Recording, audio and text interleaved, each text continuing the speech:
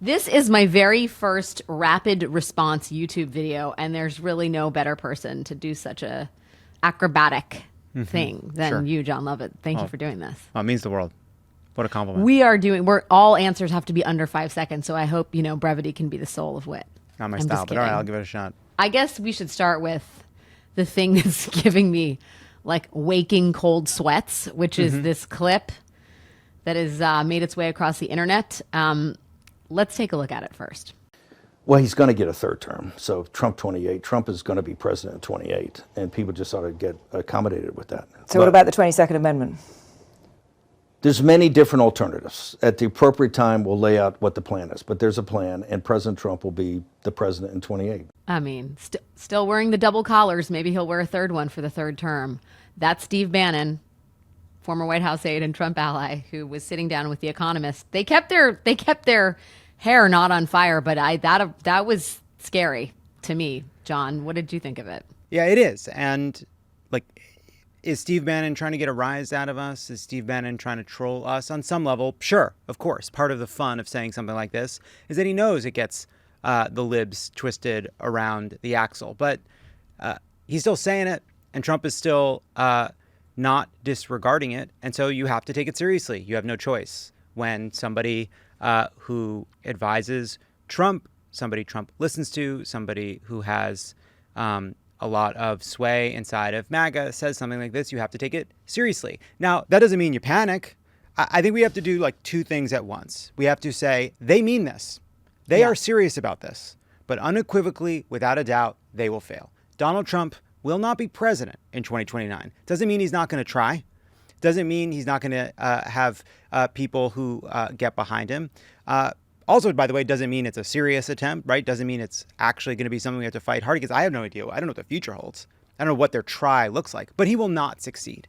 And so we have to like fight it as if they mean it, but understand that like we don't have to indulge in it as something that will succeed, because I would rather us defiantly say it cannot happen and live in the like trust the country to be the country.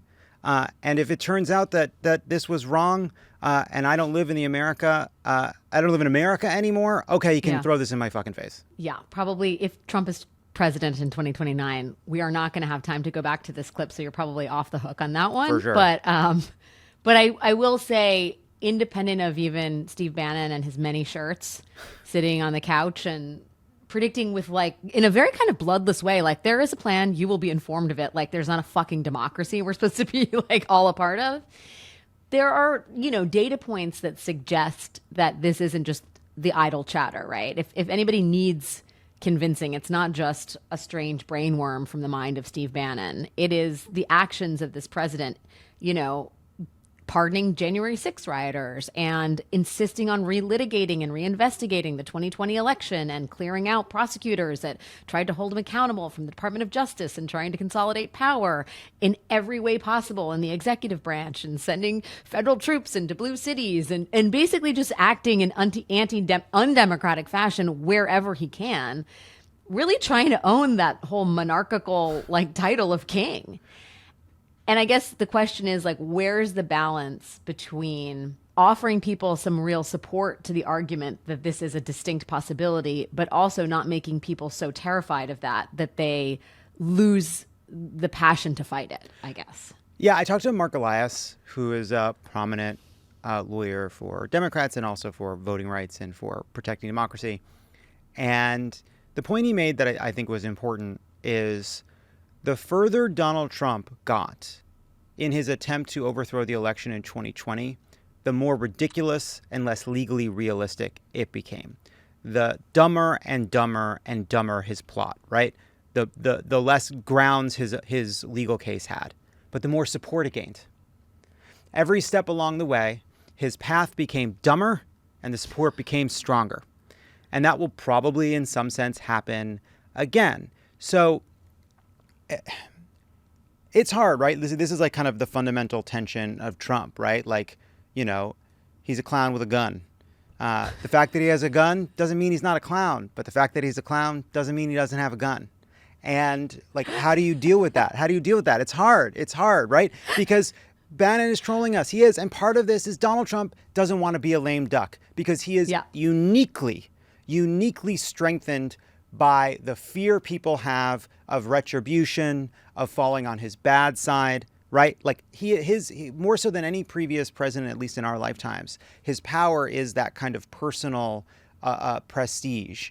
And once he's a lame duck, once we start getting to, is J.D. Vance going to Iowa? Is Marco Rubio going to Iowa? Like once that starts happening, which he's going to fucking hate.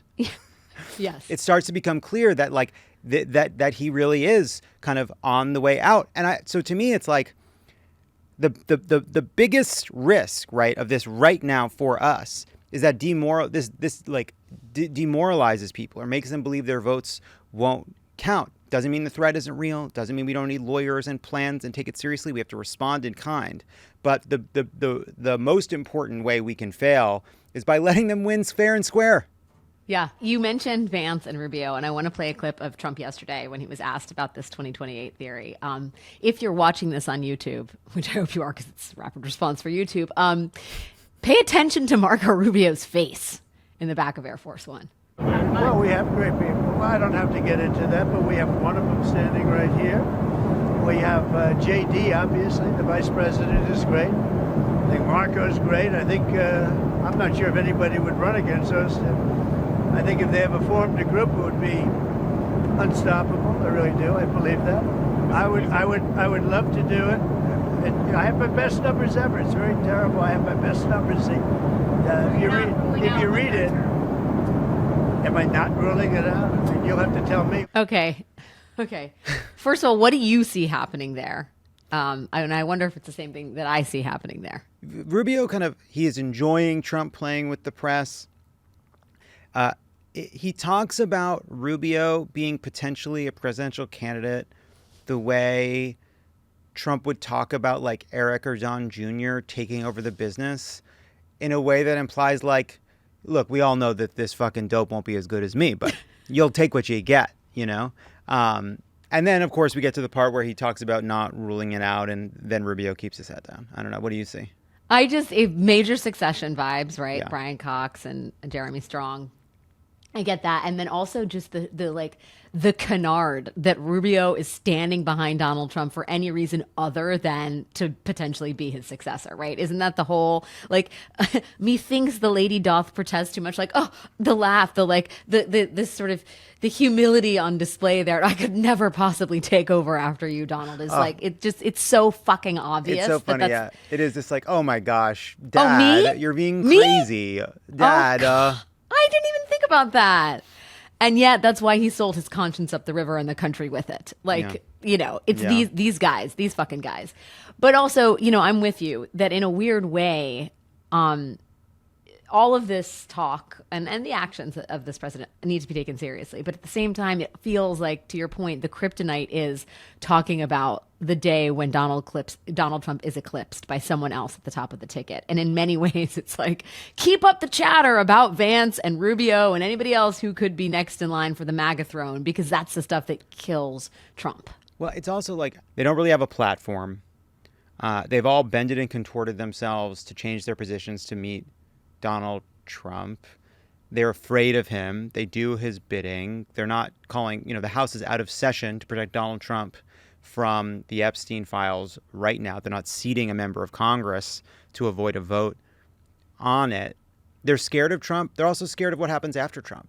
They are. And of what they allowed themselves to become and what happens when someone that does have like unique talents for making work his incomprehensible and chaotic blather is no longer on the scene. Like Bannon does this kind of confident, you'll have to learn to accommodate it because we have a plan. There's no secret plan. There's no secret part of the Constitution with like a God mode, you know, with there's no monarchy section that we haven't. There's yet not a part written in uncovered. invisible ink. This 22nd Amendment is plain as day. So if you're going to do it, you're going to do it by either ignoring the Constitution or subverting the Constitution. Those are your options. You can ignore it or you can subvert it. Now, you can subvert it by going around it. You can have a dummy White House. Is that maybe that's what he's thinking, or they just plan to disregard it in some way and pretend it doesn't matter. I have no idea. But they're just people. They're just people trying to pretend they have more knowledge or understanding than they do. They're not all powerful. They're goofballs. They're dangerous goofballs. And we need to be afraid of what they want, but we shouldn't be afraid of them. And maybe that's a distinction without a difference sometimes. But here, I really think it's important to just all of us unequivocally say, Donald Trump is leaving power, and he will be replaced, ideally by a Democratic president, but maybe one of these jagoffs. But he is not a king. We don't want one. We don't have one. He's not all powerful. And in the end, the choice of who is next will actually be up to us, no matter what they say. Those are wise words. But before you go, I have to ask you, because you're in the state of California, where, it's Democrats who have long been in favor of independent redistricting commissions are now, effectively coming to terms with what it amounts to a Republican-led steal of the 2026 election through partisan gerrymandering. Governor Newsom has Prop 50 on the ballot to fight fire with fire and try and claw back some Democratic seats to balance out the Republican ones that are being mapped out in red states. What do you think of hardball? We have to do it. They launched mid-decade redistricting. It's a pure power grab to overcome the deficit they know they already have in the votes in the House. The ballot measure in California allows us to return to independent redistricting in 2030. It's a temporary fix to overcome what they are doing. We're getting more and more stories about the ways in which Merrick Garland bent over backwards to not do what needed to be done to protect the country legally, ethically, with fairness, with justice, to hold the previous administration accountable for the ways in which it broke the law in seeking some kind of legitimacy rooted in optics, public perception, rather than something deeper, a deeper idea of what legitimate means in a democracy, which, by the way, is sometimes not understood in the moment. It's rooted in a genuine and deep understanding of the principles of the country. We have to protect our democracy. We have to do what we can to stem the tide of a radicalized Republican Party. I would like independent districts all across the country. I would like a lot of things that are not possible because of what's happened in our politics. Now, does that mean at times we are doing redistricting in ways that run counter to what we view as the long-term best interest of how our democracy should function in a perfect world? Of course. But we don't live in a perfect world. We live in this world with these fucking people. And with these jagoffs. And look, there are people that would take something like this and say, well, that's what they say. That's exactly what their justification is. That's the tit for tat we're in. And that's true. That's true. That is what they'll say. But we need a Democratic House to hold this administration accountable. We need a Democratic House to hold actual hearings, to do the actual oversight that the current Republicans won't do because they put Donald Trump ahead of the country. And that requires taking this extraordinary step because, Democratic, the Constitution is not a suicide pact. It's not. And we're in an emergency. And you've noticed, right, Democrats shut down or held back their votes on healthcare, and it has led to a shutdown. And what's happened to the approval rating of House Democrats among Democrats? It's gone up. Yeah. It's gone up. Why? Because suddenly their actions are matching their words. We are in a crisis. We are in an emergency. If our actions don't match it, the rhetoric doesn't matter. And so we got to pass Prop 50, and we got to do everything we can to win in November. They're putting election monitors in New Jersey and in California as a pretext for declaring that the election results that they lose are not right, as a pretext for increasing election monitoring next year. We have got to do everything. This is happening fucking fast. We got to move. We got to do things that maybe are out of the ordinary, right? It's a break glass moment. And I'm glad Newsom is doing this. And I'm glad people in California get it. So, yeah, that's where we're at. By any means necessary. Well, no. Not any. By many means By necessary. many means necessary. By legal, ethical, peaceful, morally justified means necessary. Fair enough. I just want to update you that Mm-hmm. the ventriloquist puppet, also known as Speaker of the House Mike Johnson, is being quoted on C-SPAN responding to President Trump's, footsie with the idea of 2028. And he said, I think the president knows, and he and I have talked about, the constrictions of the Constitution. Mm-hmm. I don't see a way to amend the Constitution because it takes about 10 years to do that. I don't see the path for that. You know what? I'll take what I can get from Mike Johnson. Yeah. That's a stirring rebuke on the Mike Johnson scale. From the ventriloquist puppet. So we'll take the wins where you get them. We'll take the wins, and then in a couple years when J.D. Vance is sitting in the White House and Donald Trump is sitting right behind him over his shoulder, whispering in his ear, telling him what to do, like Putin and Medvedev, boy, will there be egg on our fucking faces. The internet won't exist anymore, so that's okay. No one will know this happened. Jon Lovett, thanks for joining me on this very first inaugural rapid response, which felt very quick. It was rapid. Very rapid. It was True to the rapid. name. Well, Alex, thank you. Thank you for all that you do. And I want you to know something. If I could give you a third term, wouldn't a heartbeat. Wouldn't an absolute heartbeat. Means a lot. Means a lot. Anti-democracy just for me. And you could give Alex an additional term by hitting subscribe Yes, on this Jon. channel. Yes. This is Thank you for watching this video. this podcast, Runaway Country. It's a runaway hit. Yeah, more videos like this. Please subscribe. We're a brand new channel here on this YouTube, and we're trying to grow our audience.